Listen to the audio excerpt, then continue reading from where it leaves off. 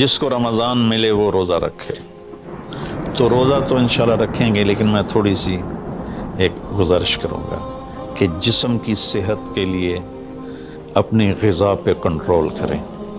شاید کوئی یہ نہ بتائے، میں رمضان کے آداب میں یہ بات بتا رہا ہوں، سحری اتنی دبا کے نہ کھائیں کہ عصر تک اسی کے ڈکار آتے رہیں، کھٹے ڈکار آتے رہیں، اور افطاری اتنی دبا کے نہ کریں کہ پھر تراویح کے وقت پڑھاؤ کہ ہن میں کیویں پڑھاؤں، اٹھیا ہی نہیں جاندہ، مجھ بن کے ڈٹھا پہ ہوندا ہے۔ تو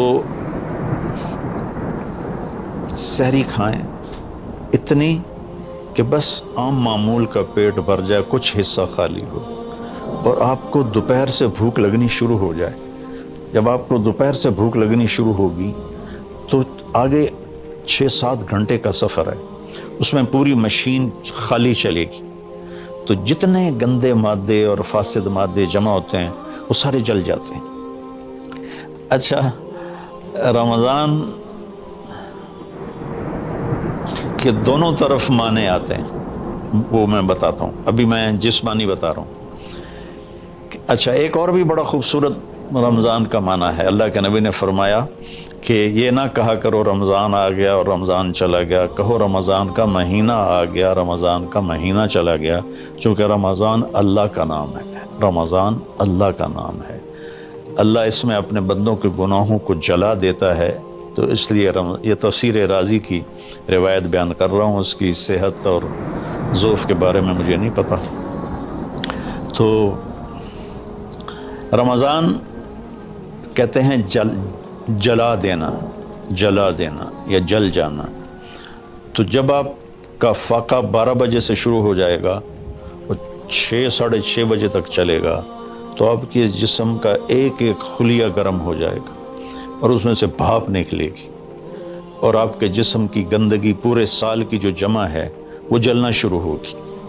پھر آپ افطاری جب کریں تو سنبھل کے کریں، ٹھنڈا برف سے بھرا ہوا پانی اور روح افزا اور جام شیریں اور دودھ سوڈا، اور اس میں برف کے اتنے بڑے بڑے ڈلے ڈال کے جب آپ پیتے ہیں تو سارے دن کے روزے کا جسمانی فائدہ فوت ہو جاتا ہے، ختم ہو جاتا ہے۔ سنبھل کے پانی پئیں اور روم ٹمپریچر کا پانی پئیں، اس وقت معدہ گرم ہوتا ہے، اس میں ٹھنڈی بلا ڈالنا، اور پھر آپ اس پر دوسرا ظلم یہ کرتے ہیں کہ اتنا ٹھنڈا پینے کے ساتھ گرم گرم سموسے کھاتے ہیں، گرم گرم پکوڑے کھاتے ہیں، اور کئی ماشاءاللہ ساتھ وہ پیس کو بھی ملاتے ہیں، کوئی چانپیں ملاتے ہیں، کوئی پیس ملاتے ہیں۔ یہ افطاری ہوتی ہے اور پھر کھانا اس کے بعد ہوتا ہے۔ تو سادہ پانی سے روزہ افطار کریں اور مغرب کی نماز کے بعد ہلکا پھلکا کھانا لیں، اور پھر تراویح کا انتظار کریں، تراویح پڑھیں، اور اس کے بعد جس کا ذوق ہے ٹھنڈا پانی پینے کا وہ ٹھنڈا پی لے، گرم کا ذوق ہے گرم پی لے، لیکن برائے مہربانی کئی چیزوں کا اب میں ایک آپ کو مثال دیتا ہوں۔ یہ ہماری گاڑیاں ہیں معمولی سی، تو ہم اس میں دیکھتے ہیں کہ اچھا پیٹرول کہاں ملتا ہے۔ جس پیٹرول پمپ کا پتہ چلے کہ پیٹرول اچھا نہیں، ہم سزوکی والا بھی آگے چلا جاتا ہے کہ ویکھو چنگا پیٹرول کتھوں لبدا ہے، اور جن کے پاس مہنگی گاڑیاں وہ ہائی آکٹین ڈلواتے ہیں جو پیٹرول کی سب سے اچھی قسم ہوتی ہے۔ تو ہم اپنی ایک چھوٹی سی گاڑی، چند لاکھ یا چند کروڑ کی گاڑی کو اچھا پیٹرول دینے کے لیے کئی کلومیٹر سفر کرتے ہیں کہ وہاں کا پیٹرول پمپ اچھا ہے، اور یہ جو گاڑی ہے جس کی آنکھ کا یہ ابرو کا یہ جو پپوٹے کا بال ہے، یہ اگر گر جائے تو ساری دنیا مل کے نہیں دے سکتی۔ ایک ناخن اگر گر جائے تو پوری دنیا مل کے وہ ناخن نہیں دے سکتی۔ کون چاہتا میں گنجا ہو جاؤں؟ ایک بال گرتا ہے تو پوری دنیا کی طاقت مل کر وہ بال واپس نہیں لا سکتی۔ تو اس کو ہم گندی سے گندی چیزیں کھلاتے ہیں، کچوریاں کھا رہے ہوتے ہیں، قتلمے کھا رہے ہوتے ہیں کہ افطاری ہو رہی۔ تو اللہ کے واسطے ٹویوٹا گاڑی میں صاف پیٹرول ڈلواتے ہو اور اس خوبصورت گاڑی میں گند بھر دیتے ہو، سموسے اور پکوڑے اور دودھ سوڈا اور جام شیریں اور روح افزا اور 7 اپ اور ٹھنڈے پانی، سکنجبین، اور اس کے اوپر پھر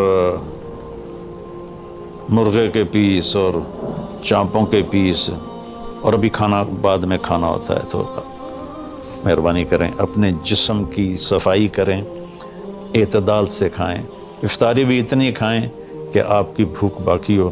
تو آپ آرام سے تراویحیں پڑھ لیں گے، تو تراویح پڑھیں، پھر اس کے بعد آپ آرام کریں، جلدی سے سو جائیں۔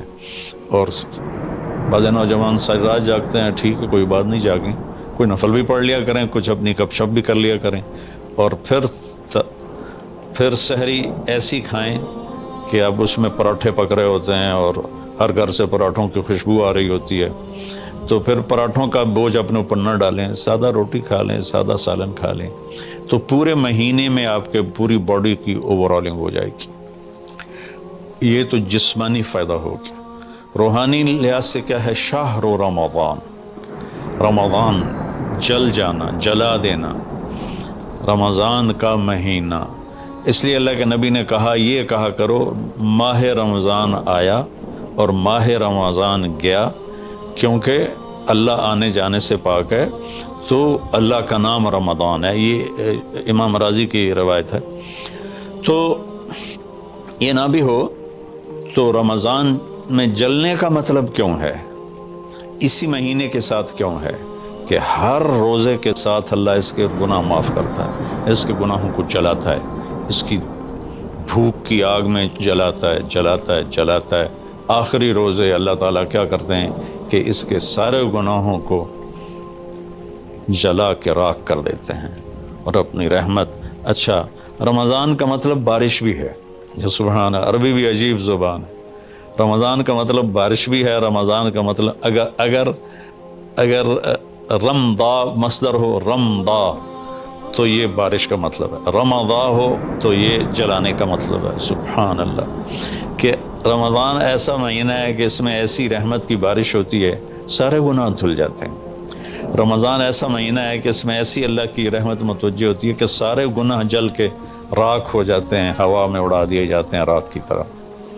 تو یہ تب ہوگا جب ہمارا پورا جسم روزہ رکھے، ہماری آنکھیں روزہ رکھیں، ہمارے کان روزہ رکھیں، ہماری زبان روزہ رکھے، ہمارے ہاتھ روزہ رکھیں، ہمارے پاؤں، ہمارا دل، دماغ روزہ رکھے، تو پھر یہ روزہ، یہ رمضان بنے گا اور ہمارے گناہوں کو جلا دے گا یا دھو دے گا۔ اور اس میں خاص طور پر اللہ کے نبی نے فرمایا کہ شراب پینے والا توبہ کر لے، چونکہ شرابی کی بخشش نہیں ہوتی رمضان میں۔ ایک ہوتا ہے دلیر ہو کے پینا، کوئی نہیں، کچھ نہیں ہوتا، اللہ بڑا غفور الرحیم ہے، یہ تو سارے پکڑے جائیں گے۔ ایک آدمی میرے پاس آیا، وہ کہنے لگا، جی مجھے شراب کی عادت ہے، چھٹتی نہیں، کئی دفعہ چھوڑی ہے، پھر نہیں چھوڑتی، اور پھر جو وہ دھاڑے مار کے رویا، اتنا رویا کہ میں بھی غمگین ہو گیا اس کے رونے کو دیکھ کر۔ اس کا معاملہ اور ہے، تو اس پر اللہ کی رحمت نازل ہو جائے گی، چونکہ جو توبہ کرتا رہتا ہے پھر اس سے ٹوٹ جاتی ہے، وہ دن میں 70 دفعہ بھی توڑے گا اور توبہ کرے گا تو اللہ کے ساتھ دوستی باقی رہے گی۔ تو ایک شرابی ہے تو اللہ کے واسطے چھوڑ دے۔ ماں باپ کو دکھ، عق الوالدین، ماں باپ کی نافرمانی نہیں فرمایا، ماں باپ کو پرزے کر دینا۔ نافرمانی تھوڑی بہت ہر بچے سے ہو جاتی ہے، لیکن ایسی نافرمانی کہ ماں باپ کا دل ٹکڑے ٹکڑے ہو جائے، اس کو کہتے ہیں عقوق الوالدین، عاق لوالدیہ۔ جو ماں باپ کے دل کو ٹکڑے ٹکڑے کر دے، اس کی بھی بخشش نہیں ہوتی۔ تو مشاحن، جو دل میں کینہ پال کے رکھتا ہو کسی کے لیے، اور بغض رکھتا ہو کسی کے لیے، نفرت رکھتا ہو کسی کے لیے، حسد رکھتا ہو کسی کے لیے، ایک اس دل پر اللہ کی رحمت کی نظر نہیں پڑتی۔ اور ایک قاطع الرحم، جو رشتہ داروں سے لڑتا ہو، رشتہ داروں سے ماتھا جو مارتا ہو، کبھی سینگ پھنسائے ہیں، کبھی اس کے ساتھ کبھی اس کے ساتھ، خونی رشتوں میں جو غلط سلوک اختیار کرتا ہے، ایک اس کی خاص طور پہ بخشش نہیں ہوتی۔